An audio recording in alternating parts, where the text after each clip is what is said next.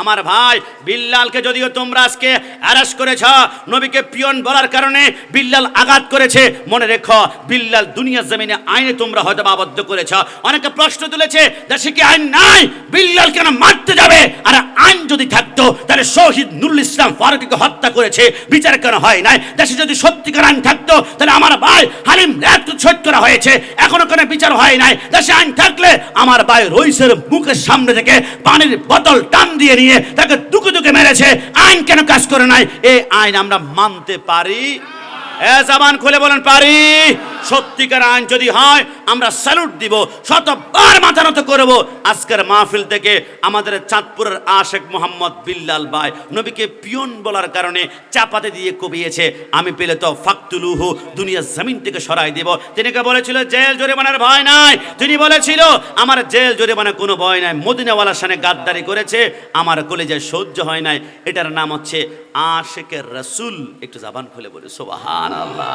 এবার আমার আল্লাহ বলেছে আহলে বাইত, আল্লাহ রসুলকে যারা কষ্ট দিবে, আমার নবী পরিবারকে কষ্ট দেওয়ার কারণে এবার 61 হিজরি গেল, 62 হিজরি গেল, 63 হিজরি কারবালার ময়দান 4 বছর যাওয়ার পরে 64 হিজরির মধ্যে একজন নবী প্রেমিক, আহলে বাইতের প্রেমিক মুখতার সাকফি নামে একজন আল্লাহর ওলি পাওয়া গেল। তিনি মসজিদের ভিতরে বসবেন, বসার পূর্বে চিন্তা করলেন না এই মসজিদ আমি বসবো না যতক্ষণ না আমি আহলে বাইতের একজন বিরোধীকে আমি মারতে না পারবো, সব খতম করবো। এটা করে লিস্ট করো, একজনকে 1000 দিরহাম করে দেওয়া হবে। যারা কারবালার জমিনে ছিল শুধু এদের নাম লিস্ট নয়, পানি যারা সাপ্লাই দিয়েছে এদের লিস্ট করো, খানা যারা সাপ্লাই দিয়েছে এদের লিস্ট করো, যারা গোপনে গোপনে বলেছে তোমরা করো আমরা প্রকাশ্যে যেতে পারবো না তোমাদের সাথে গোপনে গোপনে আছি এদের লিস্ট করো। 82,000 এজিদ বাহিনী কুবাবাসীর নাম লিস্ট করা হলো। মুখতার সাকাবি বলে আগামীকাল একজন মানুষকে খুন করা হবে, সরিয়ে দেওয়া হবে, আল্লাহর আসমানের ফেরেশতারা পর্যন্ত হাসবে। কে কে কে বলে বলা যাবে না। কুবাবাসী আমার সৈন্যরা 3000 সৈন্য কুপার প্রান্তে প্রান্তে ঘুরবা, যত কুকুর আছে সমস্ত কুকুর গ্রেপ্তার করবে, শিকার করবা। হলো কুকুর দিয়ে কি করবেন বলে আনো না, কুকুরগুলা গ্রেপ্তার করা হলো। সেটা ছিল 2200 সংখ্যা। কুকুরগুলাকে জেলখানার ভিতরে ঢুকিয়ে 3 দিন পর্যন্ত উপোস রাখা হলো, অভুক্ত রাখা হলো। ক্ষুধার যন্ত্রণায় কুকুরগুলা যখন ছিঁড়ে পাটা সমস্ত একজোট কুকুর আরেক কুকুরকে কামড়াতে শুরু করলো। এবার মুখতার সাকাবি বলে আনো, হোসেনের বুকের মধ্যে বসে যে ছুরি চালিয়েছিল শিমরকে আনা হোক, সিরেকে কেবে গ্রেপ্তার করে। এবার 2200 অভুক্ত কুকুর সামনে যখন ছেড়ে দিল, কুকুর টুকরা টুকরা টুকরা করেছে, কিন্তু কুকুর খায় না। কিরে কুকুর তোর ধর্ম হচ্ছে গোশত খেয়ে ফেলবি? কুকুর বলে আহলে বাইতের গোস্তাক যারা, এদেরকে আমরা কুকুরও চিনি, আমরা আহলে বাইতের প্রেমিক, এদেরকে কামড়ে শেষ করবো, কিন্তু গোশত খাবো না। এদের গোশত খাওয়া আমি কুকুরের জন্য আমি হারাম করে নিয়েছি। জোরে বলে সুবহানাল্লাহ।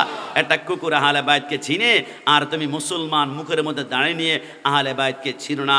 মনে রাখতে হবে হুসাইন জিন্দা, ইয়াজিদ মুর্দা, এই কথার মধ্যে কোনো সন্দেহ মুঝে কো ফওয়ালো মুসাফির ন সমঝো মে আয়া नहीं हो बुलाया गया हो कि मेहमान बना कर सताया गया हो मैं रोया नहीं हो रुलाया गया हो खुदा जाने कैसी है मेज़बानी 72 पियासो काहे बंद पानी अल्लाह जाने কেমন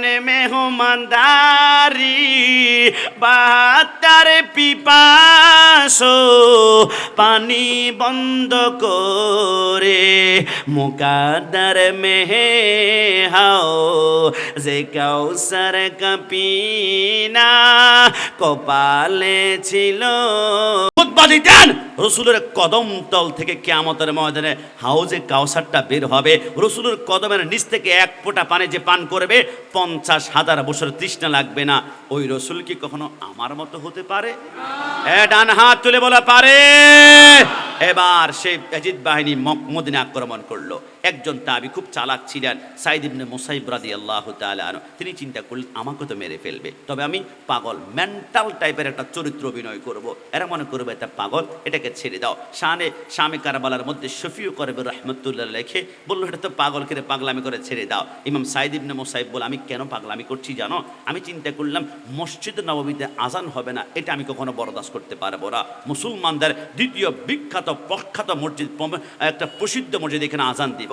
এই জন্য জোহরের টাইম যখন হলো তিনি পাগলের বেশে সরকারে মদিনার যে মিম্বরের পাশে দাঁড়িয়ে আল্লাহু আকবার বলে আজান দেওয়ার জন্য দুইটা আঙ্গুল কানের ভিতরে ঢুকালো। সাইদ ইবনে মুসাইব বলে আমি জানি আল্লাহু আকবার বলে আজান দিলে ইয়াজিদ বাহিনী পিছন দিক থেকে কূপ মারবে, তারপরে বলতে পারবো নবী আপনার মসজিদের মিম্বরের মধ্যে দাঁড়িয়ে আমি আজান দিয়েছি। সাইদ ইবনে মুসাইব বলে আমি যখন আজান দিব আল্লাহু আকবার বলার জন্য হাঁ করলাম, খোদার কসম হঠাৎ করে মদিনার অলিতে গলিতে প্রত্যেকটা সিমেন্টার ইটের গোড়া থেকে আল্লাহু আকবার আল্লাহু আকবার আশহাদু আল্লা ইলাহা ইল্লাল্লাহ ধ্বনি বের হচ্ছিল। আমি দৌড়াতে শুরু করলাম, কিরে মদিনায় কেউ তো বেঁচে নেই, আজান দিচ্ছে কে? আমি ডানে যাই, আমি বামে যাই, এত মধুর কণ্ঠের আওয়াজ জিন্দেগিতে আমি শুনি নাই। আমি দৌড়াতে দৌড়াতে রাসূলুল্লাহর রওজার পাশ যখন ওভারটেক করতে লাগলাম, আল্লাহর কসম আমি দেখলাম রওজার ভিতর থেকে আল্লাহু আকবার আজান বের হচ্ছে। তুদিন দাহে ওয়াল্লাহ, তুদিন দাহে ওয়াল্লাহ মেরে চশমে আলম যেজব জানে ওয়ালা। আমি বুঝতে পারলাম নবী আমার জিন্দা নবী। একটু জবান খুলে বলে সুবহানাল্লাহ। এই কথার মধ্যে কোনো সন্দেহ আছে?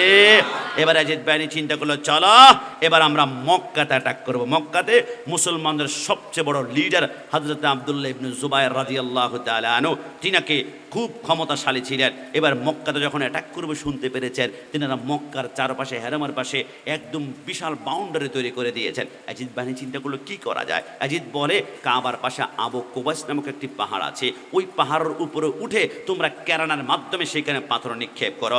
পাথর নিক্ষেপ করতে করতে কাবার চত্বরটা একদম পাথরে ভরে গেল। আপনারা খেয়াল করেছেন পাথরে পাথরে যখন ঘর্ষণ হবে স্ফুলিঙ্গের মতো আগুন বের হয়। যখন কাবার চত্বর পাথর দিয়ে ভরে গেল, পাথর মারতে মারতে একটা পাথরের সাথে আরেকটা ঘর্ষণ শুরু হলো, আগুন ধরলো কাবার গিলাফে। ওই গিলাফ থেকে আগুন ধরলো। হযরতে ইসমাইলকে বাঁচিয়ে জান্নাত থেকে যে দুম্বা জবাই করা হয়েছিল, ওই দুম্বার শিং কিন্তু কাবার গিলাফের সাথে আটকানো ছিল। যখন শিংয়ের ভিতরে আগুন ধরলো, আমার আল্লাহ ওই মুহূর্তে ইয়াজিদের পেটের ভিতরে দাও দাও করে আগুন লাগিয়ে দিল। ইয়াজিদ মসজিদের ভিতরে বসে বলে সৈন্যবাহিনী পেটে প্রচন্ড পরিমাণে আগুন জ্বলছে, সহ্য করতে পারে না। হেকিম ডাক্তার এমবিবিএস এসপিপিএস কই রে? ডাক্তাররা বলো ঠান্ডা পানি কোল্ড ড্রিঙ্কস খেতে হবে। ঠান্ডা পানি যখন দিল, দুই ডাক্তার হেকিমের টুটি চেপে ধরল। কি দিয়েছিস? বলে কেন? বলে পানি দিস নাই তো। সত্যি করে বল পেট্রোল দিয়েছিস নাকি অকটেন নাকি কেরোসিন, কি হয়েছে? বলে পানি খাওয়ার পরে 70 গুণ জ্বালা বেড়ে গিয়েছে। আমার আল্লাহ বলে হুসাইনকে পানি দেশ নাই। হুসাইন নবী পরিবারের সন্তান ছিল, হুসাইনকে পানি দেশ নাই। কুকুর খেয়েছে, গাধা খেয়েছে, ভাল্লুক খেয়েছে, জানোয়ার খেয়েছে, ফুরাতের পানি দেশ নাই। ইয়াজিদ আজকে পানি মুখের ভিতরে নেবি, দাও দাও করে পেট্রোলের ভিতরে আগুন জ্বলবে।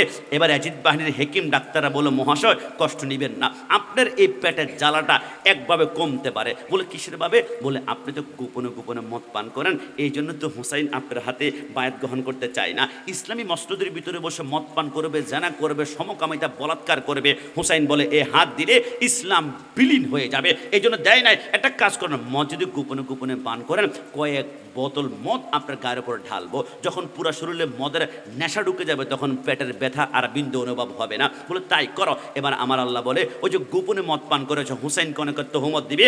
প্রকাশ্যে মদের বোতলগুলা বের করা হলো যে ইয়াজিদ আসলে আল্লাহর ইসলামের দাঁড়ি রেখেছে, মাথায় টুপি রেখেছে, কিন্তু ভিতরে ভিতরে ইসলাম বিরোধী মদ পান করতো, জানা করতো। যখন নেশা উঠে গেল, ইয়াজিদ গোড়ার উপরে বসে গোড়া ছড়বে, হঠাৎ করে টালমাতাল হয়ে গোড়ার পিঠ থেকে ডান পাশে যখন পড়লো, তারা মাথাটা পাথরের মধ্যে দাপ করে বেড়ে খেয়ে মগজগুলা ছিন্ন ভিন্ন হয়ে গেল। আমার আল্লাহ বলে ইন্নাল্লাযীনা ইউযুনাল্লাহা ওয়া রাসূলাহু লাআনাহুমুল্লাহু ফিদ দুনিয়া ওয়াল আখিরা। যারা আল্লাহ রাসূলকে কষ্ট দিবে এরা দুনিয়াতে লাঞ্ছিত হবে, কবরে শাস্তি ভোগ করবে। এই কথার মধ্যে কোনো সন্দেহ? জবান করে সন্দেহ? বাংলাদেশের এক বক্তা ব্রাহ্মণবাড়িয়া রাসূলের দুরূদকে ব্যাখ্যা করেছিল, আল্লাহ একটু ব্যাখ্যা করেছিল। মৃত্যুর আগে 3 বছর তার মুখ বাঁকা হতে হতে ডান পাশে পচে গিয়েছে।